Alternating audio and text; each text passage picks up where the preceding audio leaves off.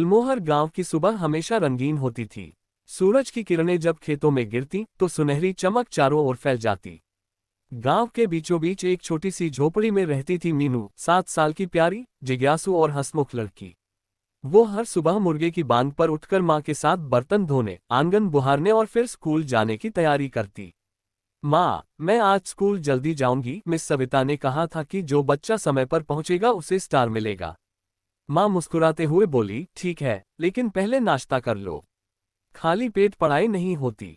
मीनू ने अपने छोटे से झोले में किताबें रखी और निकली, उसके चेहरे पर उत्साह झलक रहा था।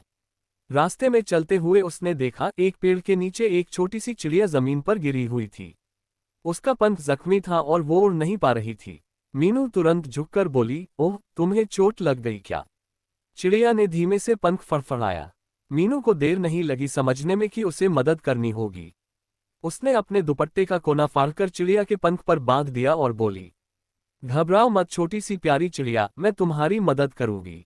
उस दिन वो स्कूल देर से पहुंची। मिस सविता ने पूछा, मीनू, आज देर क्यों हुई? मीनू ने सच्चाई से सब बताया। क्लास में सब बच्चे हंसने लगे। अरे, एक चिड़िया के लिए इतनी मेहनत, मजाक है क्या? लेकिन मिस सविता मुस्कुराई और बोली, बच्चों, याद रखो, दूसरों के प्रति दया सबसे बड़ी इंसानियत है। मीनू रोज उस चिड़िया को दूध की बूंदें पिलाने जाती। धीरे धीरे वो चिड़िया ठीक होने लगी। मीनू ने उसका नाम रखा चियू। एक दिन चियू ने पहली बार फिर से उड़ने की कोशिश की। देखो माँ, चियू अब उड़ सकती है। मीनू खुशी से उछल पड़ी। माँ बोली, देखा, दया का फल कितना मीठा होता है। उस दिन के बाद से चियू हर सुबह मीनू की खिड़की पर आकर चहचहाती, जैसे धन्यवाद कह रही हो। एक दिन गांव पर बड़ा तूफान आया। तेज हवाएं, बिजली और बरसात से सब डरे हुए थे। मीनू की झोपड़ी में छत से पानी टपक रहा था। अचानक मीनू को किसी की आवाज सुनाई दी, मदद करो, कोई है वहां।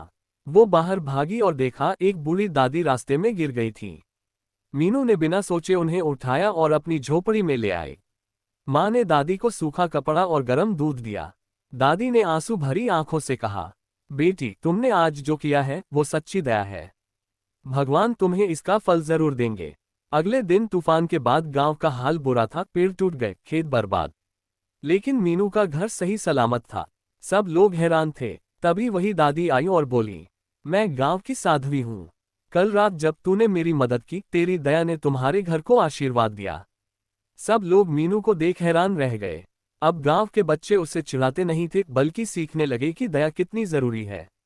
मीनू ने तय किया कि वो हर हफ्ते गांव में दयालुता दिवस मनाएगी, जहां सब बच्चे मिलकर बूढ़ों की मदद करते, पेड़ लगाते और जानवरों का ख्याल रखते। धीरे धीरे पूरा गांव बदल गया। लोग कम झगड़ते, ज्यादा मुस्कुराते।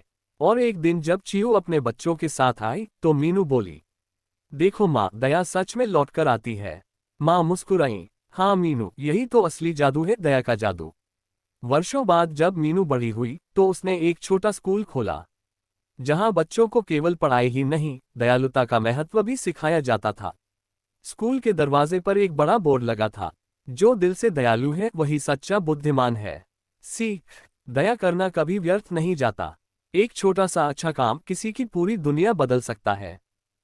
बच्चों, कैसी लगी आज की कहानी? याद रखो, हर छोटी सी अच्छाई किसी के चेहरे पर मुस्कान ला सकती है।